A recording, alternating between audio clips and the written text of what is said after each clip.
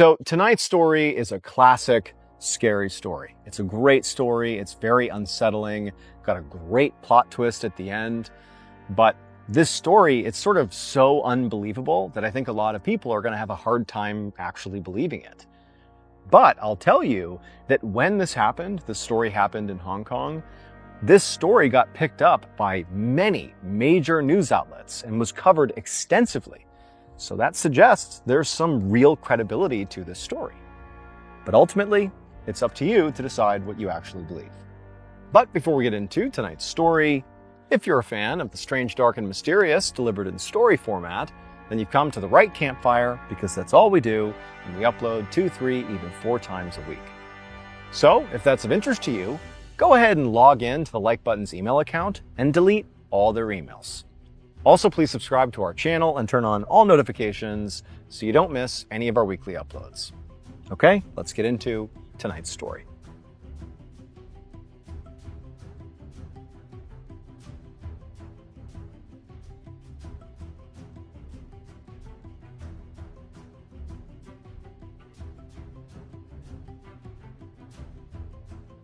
One evening in December of 1989, a young waiter named Zhao was bussing a table at the restaurant he worked at in Hong Kong when he heard the restaurant's phone ring. And the sound really stressed Zhao out, because the restaurant was really busy that night, and it was only Zhao and one other waiter working along with the manager who was in back.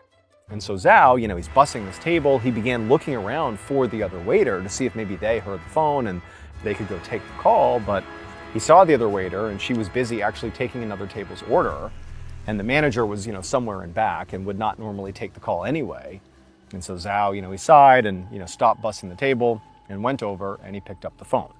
And right away, he can barely hear the person who's talking. It's a voice of what sounds like a very frail older woman, and she's practically whispering into the phone. And so Zhao had to block his other ear because it's so loud in the restaurant, and he's straining to listen and he's asking this person to speak up. But finally, he can hear, what this woman is calling for. And she's calling because she's trying to place an order for delivery. But this is in the 1980s, so this is before there were things like Uber Eats and, DoorDash.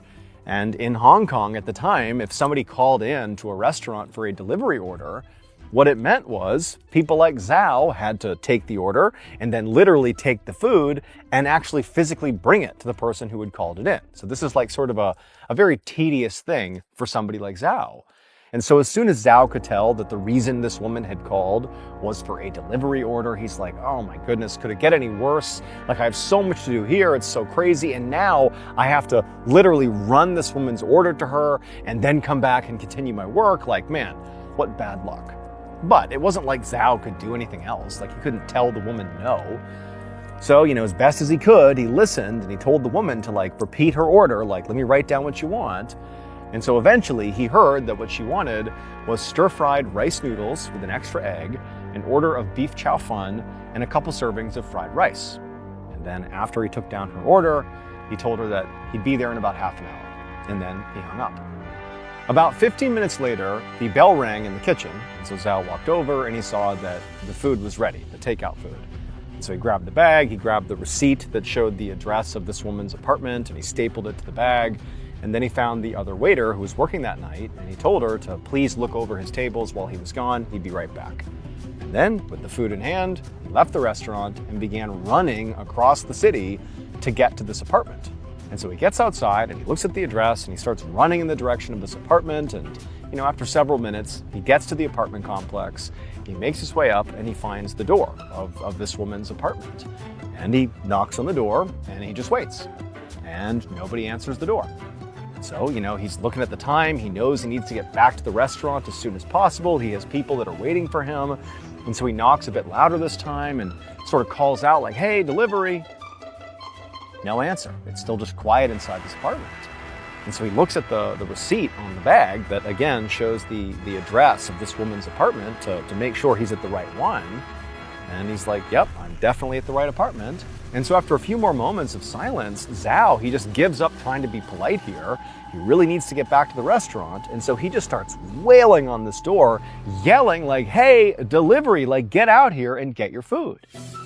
And now this time, he hears some movement inside of the apartment, and so he stops banging on the door. He hears, the locks being unlocked, and then the door, it opens inwardly, but only a tiny bit, like a crack. And it's dark inside the apartment, and it's bright in the hallway. And so from his perspective, Zhao's looking into this crack, and he can't see anything.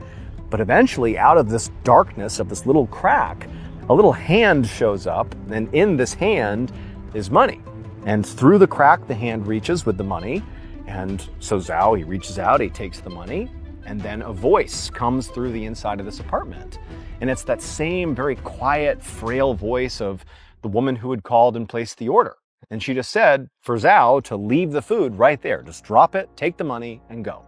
And so Zhao, he's thinking how bizarre this is. Like, why is this woman acting the way she's acting? Like, why can't you just open the door all the way and literally take your food inside? Like, you asked me to come here with your food. You basically invited a stranger to your apartment. Like, why would you now be so cagey? It was odd. But at the same time, Zhao didn't really care. She had given him the money, which covered the order, and at this point, he could just leave the food and go back to the restaurant.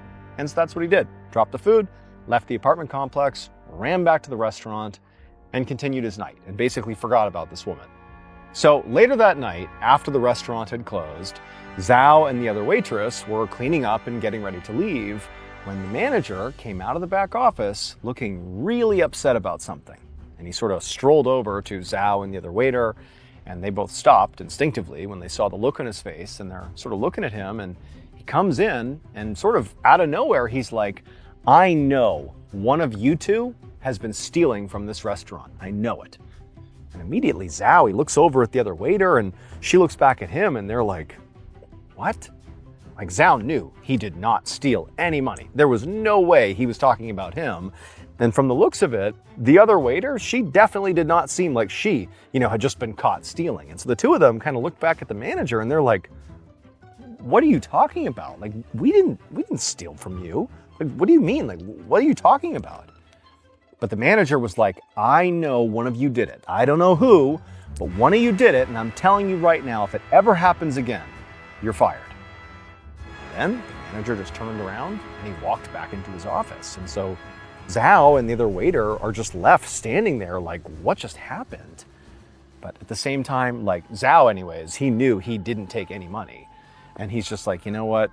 I just want to go home. Like, this has been a long day. I want this to be over. And it seemed very much like the other waiter felt the same way. And so the two of them just kind of shrugged and they're like, I don't know what he's on about, but I didn't do anything. And they finished cleaning up. And then before long, they had left for the night. The next day, Zhao was back at work, and once again, it was extremely busy, and once again, they were understaffed. It was just Zhao and another waiter, a different waiter than the day before, but still, it's just the two of them and the manager who was in the back office. And so it's just another very stressful day, and all day, Zhao, he's thinking about the fact that the manager had effectively accused him of stealing the night before, and that really hadn't been resolved, just from the perspective of the manager hasn't talked about it again, so it's like the elephant in the room. But, at this point, Zhao was just doing his job because, he didn't steal anything. He knew he didn't steal anything, and so he figured it was just a misunderstanding. If it gets brought up again, there's definitely an explanation here. And so all day and into the evening, Zhao's just working like mad, so is the other waiter. And then at some point in the evening, the phone in the restaurant rings. This is in the middle of, the busiest time of the night. And once again, Zhao, he's hearing the phone ringing and he's hoping the other waiter is available to take the call because the last thing he wants to do is do another delivery order. But just like the night before, his coworker was busy taking orders from other people. And so it fell on Zhao to take the call. So Zhao, he trudged his way through a very busy and very loud restaurant to the phone. He answered it, and immediately he recognized the voice. It was the same woman who had called the night before, the woman he could barely hear. She was talking so quietly. And so again, he had to block his ear to hear what she wanted, and again, she was placing an order for delivery. So again, Zhao would have to be the one to literally go run to her apartment and drop off her food and then hustle back and finish his shift. And so, feeling sort of annoyed and a little frustrated because he could barely hear this woman, he's like, hey, can you please repeat your order? Like, I need to write down your order. And so feeling annoyed, Zhao, he took down her order, which was the same as the night before: stir-fried rice noodles with an extra egg, an order of beef chow fun, and a couple servings of fried rice. And after writing it down, he told her he would see her in about 30 minutes. And then he hung up. And then 15 minutes later, the kitchen bell dings. Zhao walks over, he grabs the bag of food, he attaches the receipt, out he goes, runs across the city, over to this woman's apartment, up he goes, he gets to the door, which he knows is the right one, because he's been here the day before, and he pounds on the door right out the gate, because apparently this woman takes forever to come to the door, and so he's pounding on the door saying, "Hey, I'm here, delivery, delivery." And eventually, he hears the sound of movement inside the apartment, the sound of locks turning, and the door opens just a crack, and then out comes a little hand with some money. Zhao, he takes the money just like the day before. He hears the sound of this woman saying to just leave the food outside in the hall. He does just that. He places it down, the door shuts, Zhao turns, and he leaves, and he goes back to work. Later that night, after the restaurant had closed, Zhao and his other coworker were cleaning up, happy that the day was finally done. And as they're doing that, again, at least from Zhao's perspective, this is the second time this has happened, the manager comes storming out of the back office looking really upset. Now again, the other coworker was not here the night before, but the other coworker could see, clearly there's an issue, and Zhao had stopped as well, waiting to hear what the manager had to say. And the manager comes over, but instead of addressing both of them, the manager looks right at Zhao, and he just says, "I know it was you. You are the only one who was here yesterday and today, and I'm telling you there is money missing from the register. It's you. You're the one stealing it." Now, Zhao, he knows he didn't take any money from the register. This didn't happen. There's no way that this is true. It can't be true. And so Zhao, he needs this job, and so he can't just, fight with his manager. But he said, "That's not possible. I don't know what you're talking about. Can you please explain what you mean? I don't know how this could have happened, but I'm telling you it was not me." Now, the manager, he's sort of staring at Zhao, trying to size him up to see if maybe he's lying or not, and he can't quite tell, and he says to Zhao, well, you know what? The reason I know that somebody is doing this, that this is not some mistake, is because the money from the register is not just missing. It's that the money has been replaced with counterfeit money. Someone is taking money, you, Zhao, and putting counterfeit money back to sort of make it seem like no money is missing. But I know it's counterfeit money. I can spot it. I know it's counterfeit money. You're doing that, Zhao. You did that. You stole from me. And if you don't give the money back, you're fired. And so Zhao, at this point, he's like, "What? I didn't do that. I have no idea what you're talking about. There is no way that's true. I did not do that." At this point, the manager just turned around and went into the back office, and then when he came out again, he was holding the counterfeit money, and he showed it to Zhao. And right away, Zhao could tell, yeah, that's blatantly counterfeit money. It would never pass as real money. He knew right away what it was. So this was not just typical fake money, it was something known as ghost money.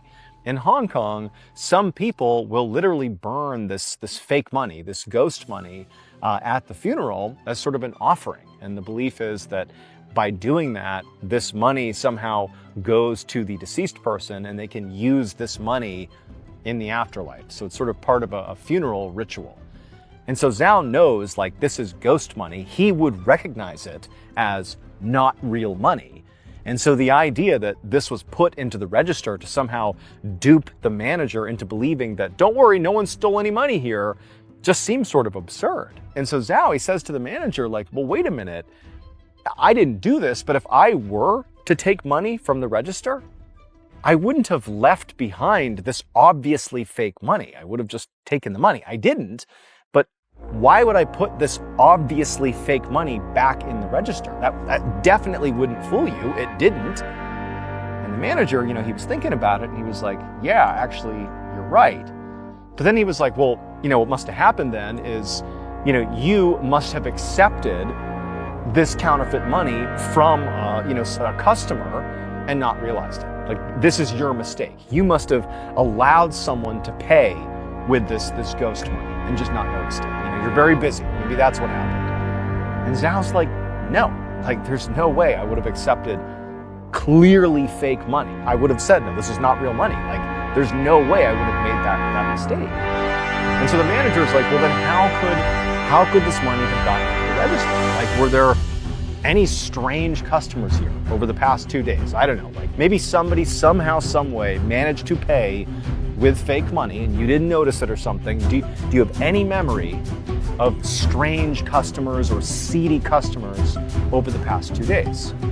Now, Zhao, like, he wasn't immediately thinking, oh, I wonder, what criminals I ran into in the last couple of days that maybe paid with counterfeit money. Because, like, in his mind, there was no one like that, like, over the past 2 days. It was just normal people, except he did just immediately think about that woman who had called on both nights and had the same delivery order that he had taken to her apartment. And he thought how weird it was that she had only opened the door a crack and handed out a little bit of money and told him to leave the food on the ground. And like, for just whatever reason, even though in some ways he knew, like, there's no way that woman has anything to do with this counterfeit money, he just found himself telling the manager, he's like, well, actually, there was like this one night, like, I delivered food to her the past couple of nights, and he sort of described the whole thing and just kind of how weird it was that she would have him leave the food in the hall, and he could barely hear her, and he sort of was confused about the whole thing. And so, like, this didn't explain the counterfeit money at all, but it was like the only weird thing that Zhao could think of. And the manager, by this point, did believe Zhao. Like, he had sort of changed his tone, and he sort of believed that something weird was going on here, and it wasn't Zhao. Like, he was now sort of working with Zhao to figure it out. And so the manager was just like, okay, well, if this lady calls again, let me deliver the food to her. Let me see if maybe I can talk to her and see if somehow, some way I can figure out if she's the one giving us the counterfeit money. And so the next day, Zhao is back at work, and again, it's a busy day at the restaurant, and all day it's just him and one other coworker, and they're busy all day. And then in the evening, around the same time that this woman had called the past 2 days, the phone rings. And this time, when the phone rings, Zhao immediately runs over and he grabs it. Like, he doesn't care about what he's doing. He was waiting for this call because he was told to, if she calls, hand it over to the manager. And so he picks up the phone, he answers it, and sure enough, it's the same woman, the woman he can barely hear. And she orders the exact same meal to the exact same address. And once again, Zhao takes it down and he says, we'll be there in 30 minutes, and he hangs up. But this time, after giving the order to the kitchen, Zhao went to the back office and he told the manager that, hey, she called again, so the food will be up in about 15 minutes, and if you want to take it over there and see for yourself, you're welcome to. And the manager was like, great, I got it, I'll take it. And so sure enough, about 15 minutes later, the bell rings in the kitchen, the manager goes out, he grabs the food, he looks at the address on the receipt for where this lady lives, and then he leaves the restaurant and he makes his way across town. He gets to the apartment building, he gets up to the door, and he knocks. And after a few moments, there's silence, and so he knocks again and he checks the receipt again to make sure he's at the right place, and he knows he is. And so he's knocking some more and he's calling out, delivery, delivery. And eventually, he hears movement inside of the apartment and he hears the sound of locks turning. And then just the way Zhao described, the door opened just a crack, and then a little hand came through that crack holding out some money. And for the manager, it actually was pretty disappointing because for whatever reason, he just felt like this is going to be it. This person is going to hand me the ghost money, the counterfeit money. This is going to explain it. Maybe it's like a senile old person who's confused and, they're accidentally giving out, the wrong money here. Maybe that's what's going on, and somehow Zhao just didn't recognize it or something, even though he claims he would have seen it, but maybe that's what happened. But no, the money that was coming through the door was definitely real money. And so the manager, he just took the money, and the woman told him to just, leave the food in the hallway, which he did. And then the door shut, and the manager put the money into his pocket. He left the apartment complex, and he walked back to the restaurant. And so later that night, after the restaurant closed, Zhao and his coworker were cleaning the restaurant, and the manager was in the back office counting the money from the register. And as he's counting it, he realizes he's short. Except this time, there was no counterfeit money in the till. It was just short.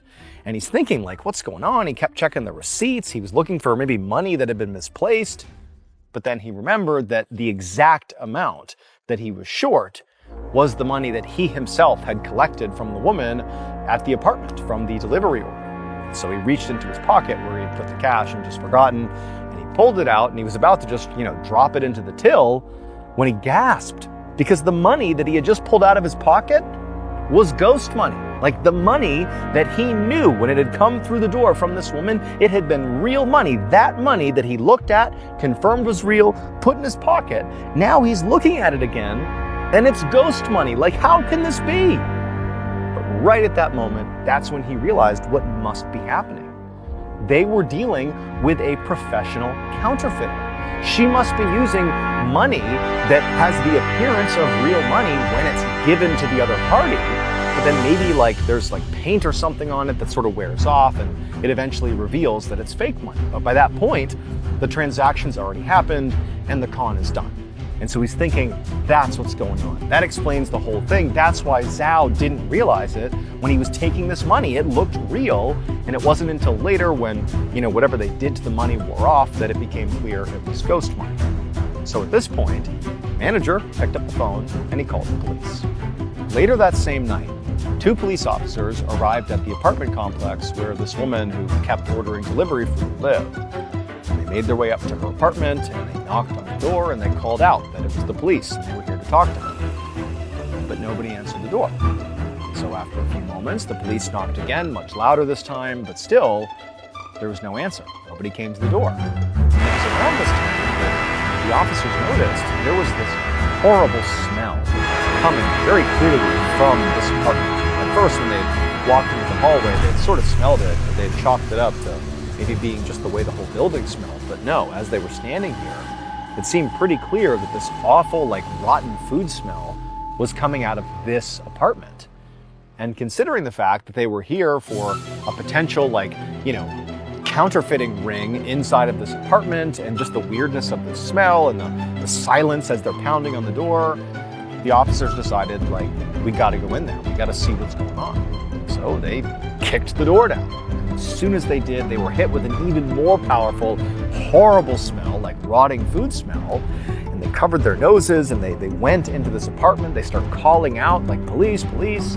And it's dark inside the apartments. They can't really see anything. They try the lights, but the lights don't turn on. And they're looking around and there's a little bit of light coming in through the windows. They can kind of see that it's a small apartment. There's a kitchen, there's a living room, and what appears to be a bedroom over here. And they cut through the kitchen and they're sort of calling out. They don't see anybody in the apartment. There's no movement whatsoever.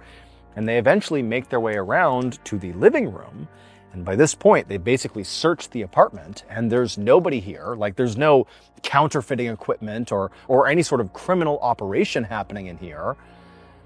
But they eventually get to the living room where the most light was coming in from the outside. And when they looked for the first time really closely at the living room, they realized there was this horrible scene inside of this apartment. There were 4 very decomposed dead bodies sort of lying around the living room. They were draped on the furniture and on the ground, and sort of strewn about the dead bodies were all these wrappers and bags of takeout food, like trash from takeout food. And so the police, after seeing this awful scene, they backed out of the apartment and a full-scale investigation was launched into what happened here. And ultimately, what they discovered was these 4 people had died because of an accidental carbon monoxide leak inside of this apartment. But the leak had occurred at least a week before their bodies were found. And so that in and of itself created a whole bunch of questions for the police and certainly for Zhao and his manager, because it's wait a minute, we've been delivering food to this apartment to somebody. Somebody keeps opening the door and handing us this money that is apparently counterfeit money, ghost money. Someone's been doing that. And clearly there are bags of takeout food that were literally the bags that they brought from the restaurant. It turned out it was the same stuff. Who's been in here? It doesn't make any sense. There must be somebody else that was maybe in here with the dead bodies or something.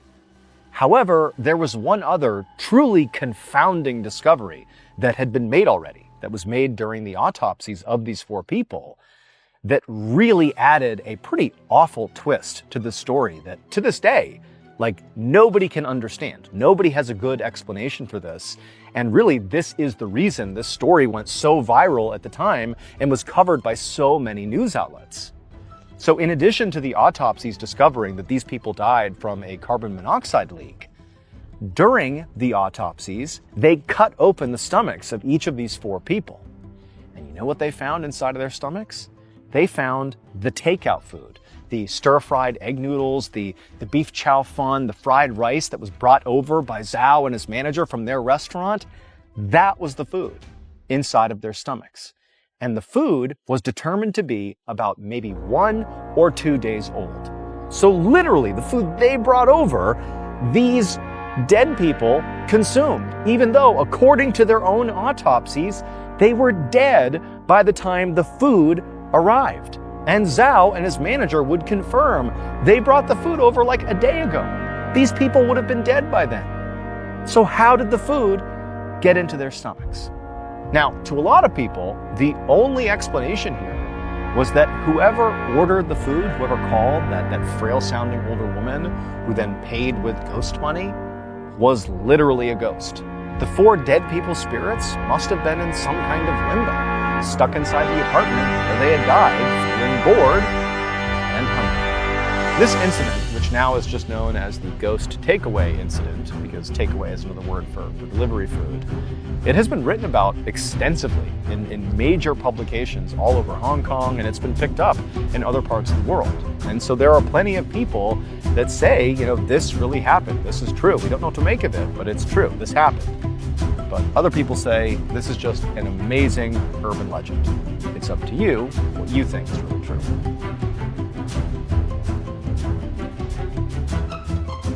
All right, thank you all so much for joining me tonight at the campfire. And if you enjoyed this, remember, we actually have a whole playlist of campfire episodes that are ready for you to binge right now. If you want to do that, go ahead and click right here and give them a watch. All right, until next time, see ya.